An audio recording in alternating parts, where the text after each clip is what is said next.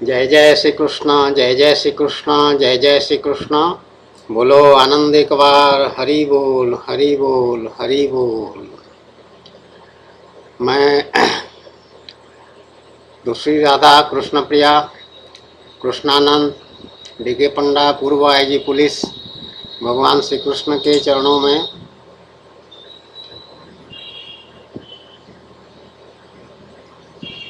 कोटि कोटि प्रणाम, साक्षात दंडवत।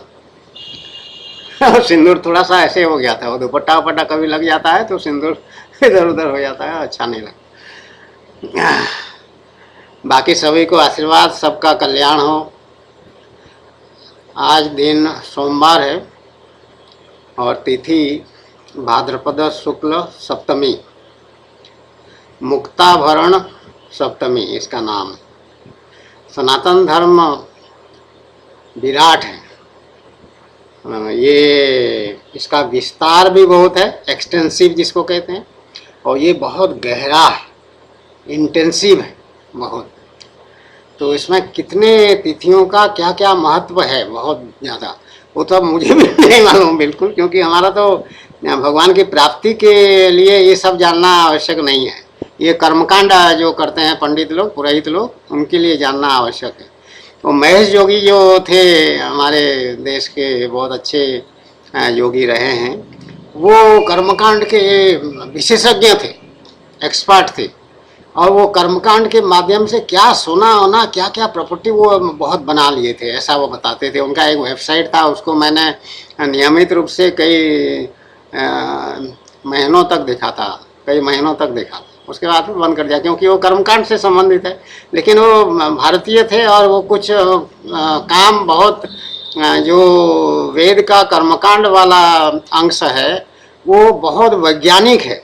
मतलब ऐसी इस तरह के श्लोक पाठ इस उच्चारण के साथ करो, और बाकी सब जो कर्मकांड उसमें दिया गया है, चावल देना है, पानी देना है, क्या अग्नि देना है, यज्ञ करना है, कौन सा तेल लगाना है, क्या करना है, उस हिसाब से सब अगर करोगे तो वहाँ से, जैसे कि पद्मिनी यज्ञ से उत्पन्न हो गए, धृष्टद्युम्न यज्ञ से उत्पन्न हो गए, तो उसी तरह के इनको धन संपत्ति के लिए अलग है, बाकी परिवार आदि के लिए अलग है, रोग आदि के लिए अलग है। पुत्रेष्टि, पुत्र के लिए दूसरा राजा दशरथ ने किया था, तभी भगवान राम लक्ष्मण भरत शत्रुघ्न इनका जन्म हुआ था। तो वो फल देते हैं, वो यज्ञ कर्मों या वैदिक कर्मों कर्मकांड जो है वो निश्चित रूप से फल देंगे, अगर उसका पूरा नियम के अनुसार पूरी निष्ठा से।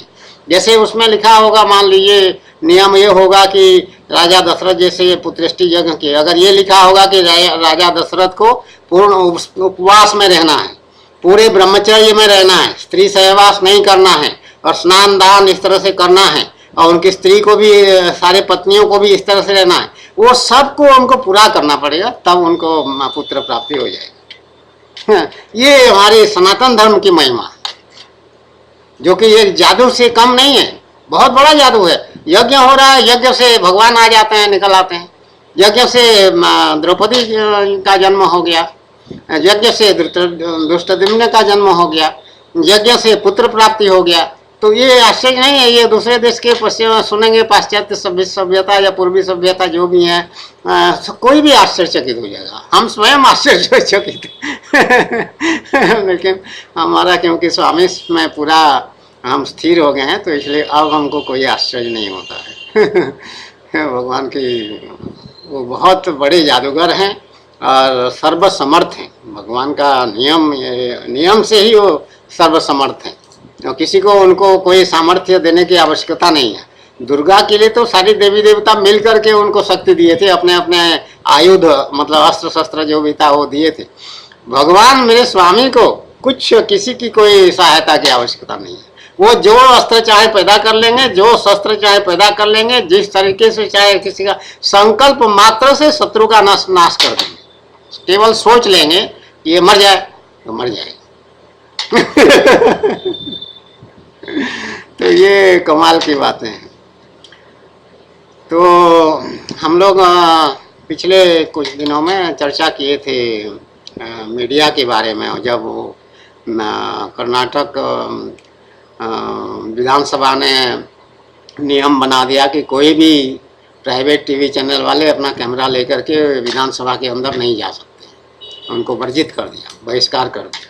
तो उस पर टीवी चैनल वाले कुछ बहुत उसका विरोध कर रहे थे और अपने चैनल्स में कार्यक्रम दिखा रहे थे। तो उसी पर हमने चर्चा किया था, मीडिया के असल रूप क्या है उनके। तो हमने भी बहुत मीडिया के विरोध बहुत सारी बातें कहा, फिर अंत में कहा कि वो सभी मेरे बच्चे हैं, लेकिन उद्यमी बच्चे हैं।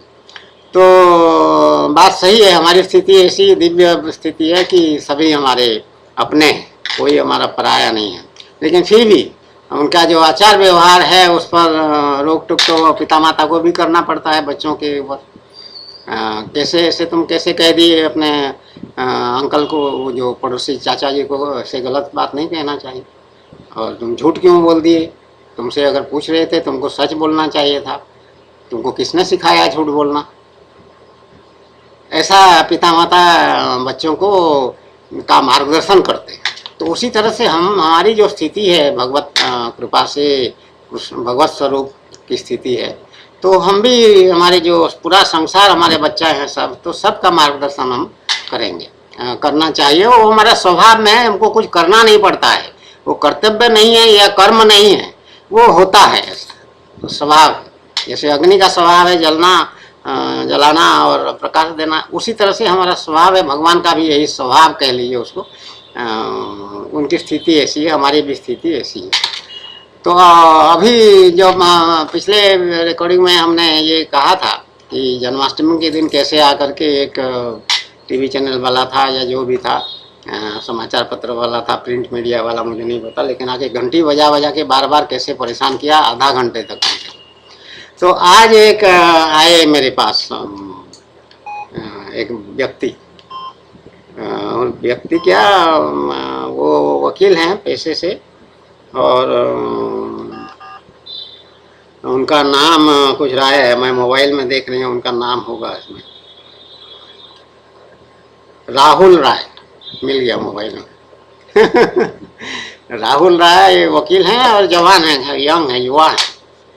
वो बाहर वो कुछ प्लम्बिंग का काम हो रहा था, पाइप से नल टोटी से पानी आना बंद हो गया था, तो दूसरा लाइन लगा करके वहाँ टोटी लगा रहे थे, वाटर टैप तो फिक्स कर रहे थे। तो उसमें मिस्त्री वगैरह काम करने वाले लोग थे, तो बाहर भी मैं खड़ी होकर सुपरविजन कर रही थी उसको, नहीं तो उल्टा पुल्टा कर देंगे फिर। तो उसी समय वो जा रहे थे उधर से, वो रुक करके फिर आए मिलने के लिए, उनको अच्छा लगता है।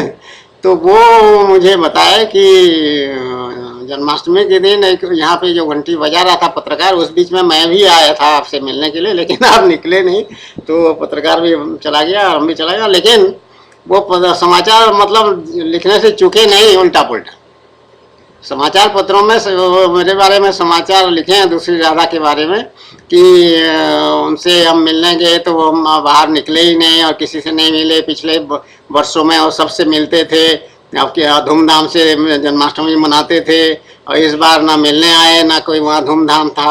इस तरह से वो अपने मतलब का जरूर निकाला कि छोड़ा।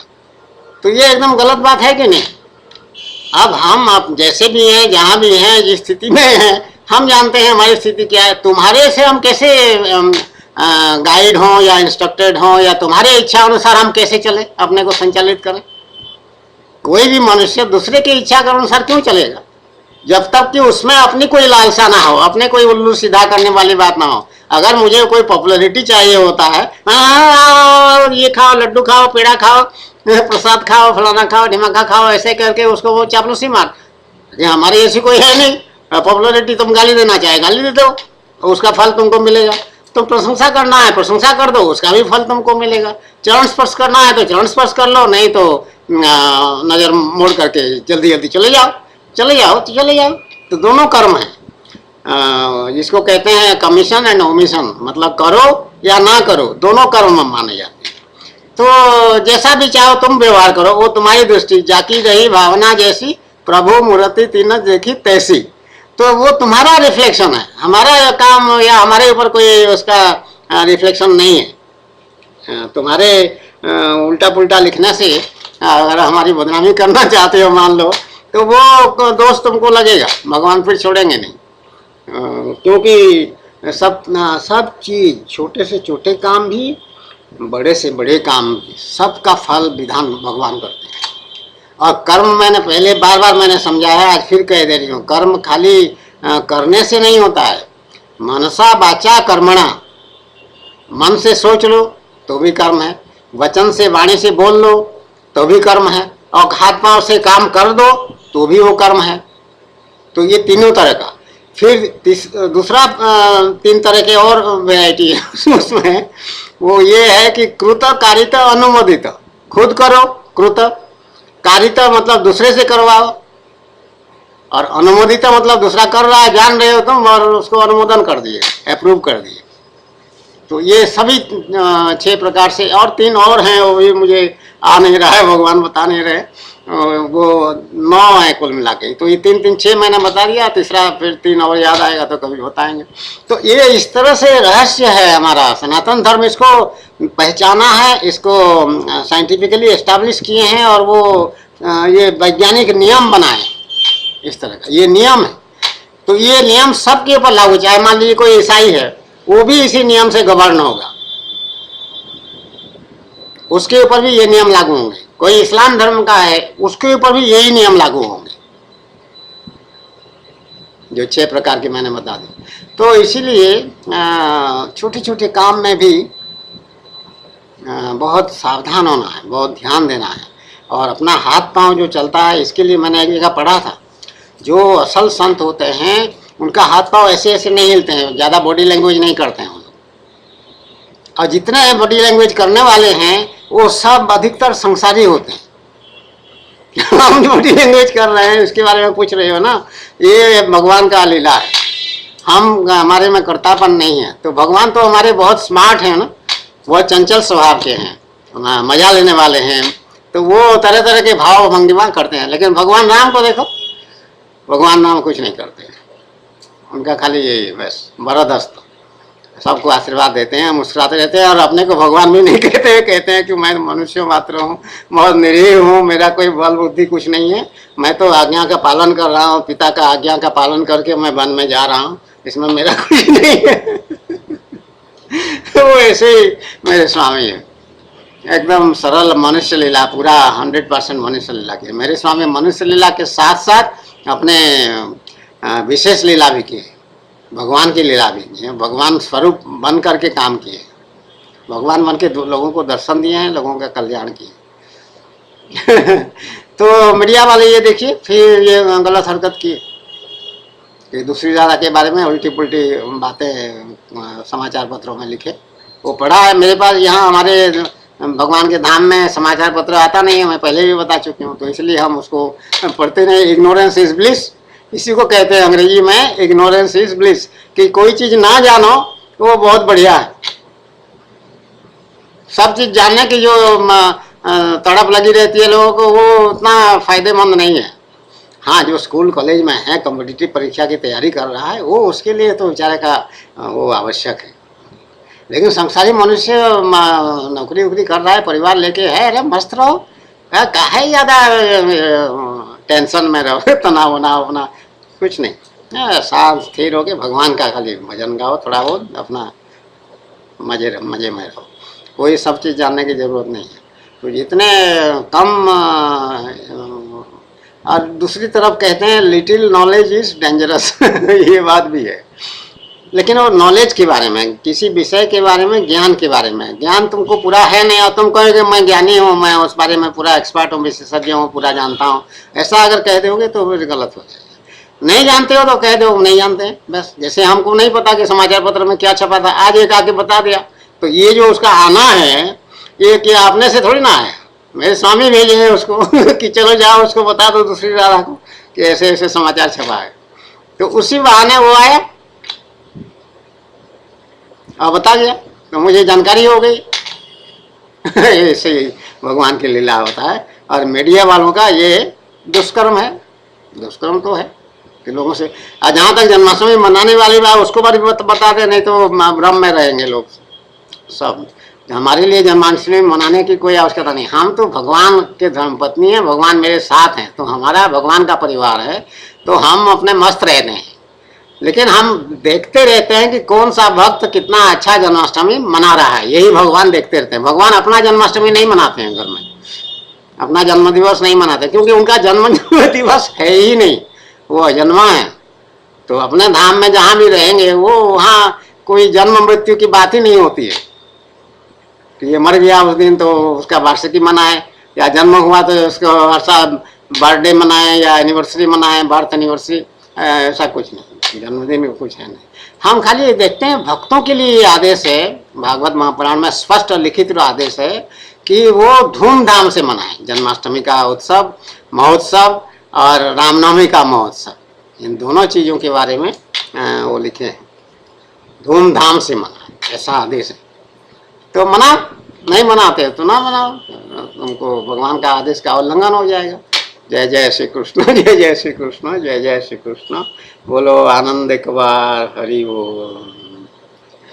तेरी वंशी पे जाऊं बलिहार रसिया, तेरी वंशी पे जाऊं बलिहार रसिया, मैं तो नाचूंगी तेरे दरबार रसिया, मैं तो नाचूंगी तेरे दरबार रसिया। जय जय श्री कृष्ण। सबका कल्याण हो और सद्बुद्धि सबका जागृत